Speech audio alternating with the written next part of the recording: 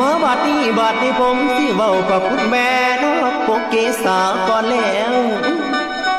คุณบิดามารดาเลี้ยงบุกเฮาแต่ข้างกิ่งก่อนสิมีดอกเลื่อนลางเป็นคนมาพ่อได้อีกอย่างพ่อไม่ยากอีหยังบ่พ่อยากลูกน้อยสาวสิได้ใจมาแต่กี่หน้าเขาอยู่ในคันแม่เอาทรมานหลายสิบ่ได้ก็ยังน้อยลูกในคันน้องแข็งโอ้ยนับลงทออาบตาแม่ถือผ้าอุ้มท้องกินของเปรี้ยวกับเบื่อหวานอันมาขวางแสบนั้นขันเพื่อนว่าบ่แสลงแม่อยากเห็นน้ำไหลสิบอกกินโอดไว้ย้อนคิดเห็นสายใจแก้ว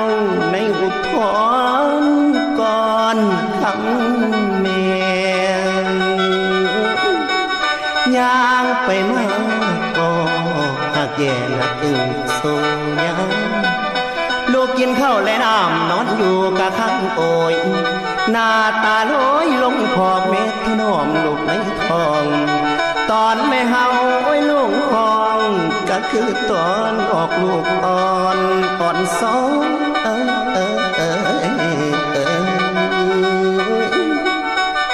อันนี้นางให้นั้นนักอุทธรปวดเล่าเก่าเดือนได้กะแมนยัง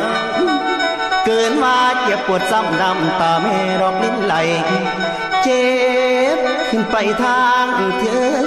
สิทางลงมาทางใต้แม่เจ็บหลายจนลงห้องมือสาวหาผ้าแขนพวงอันนี้แม่คำเอ๋ยยามลูกบอกลงแล้วยังมาอย่างดอกกีไฟกินน้ำฮ้อนอยู่ใจจนปากเปื่อยรอบความสุขแสนที่ทรมานทุกแม่กะทนทนไว้กินข้าไฟนอนเคียงมองหมอยาดีกะหาใส่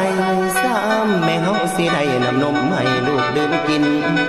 ละแม่นมีเวียกค่อยสิ้นแสนสิ่งท่านประกาศกะตามของได้ยินเสียงกุมารลูกแอวอนแม่วังไว้แลนมาจมเอาไทยอุดตาลูกอ่อนจมหอนเอาดูดจูบปัวย่านตั้งแต่หิว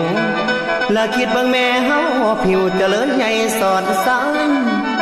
เลือดในกายดอกไม้อกสิกันเป็นดอกน้องจูใหญ่ขึ้นมาอย่าทำสิ่งเกินโตทิ้งพ่อแม่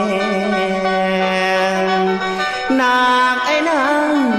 ยกมือแปะขึ้นใส่เก่าลูกพ่อเบา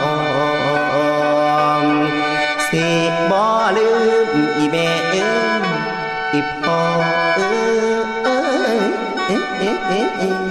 ไปน้องไปน้อง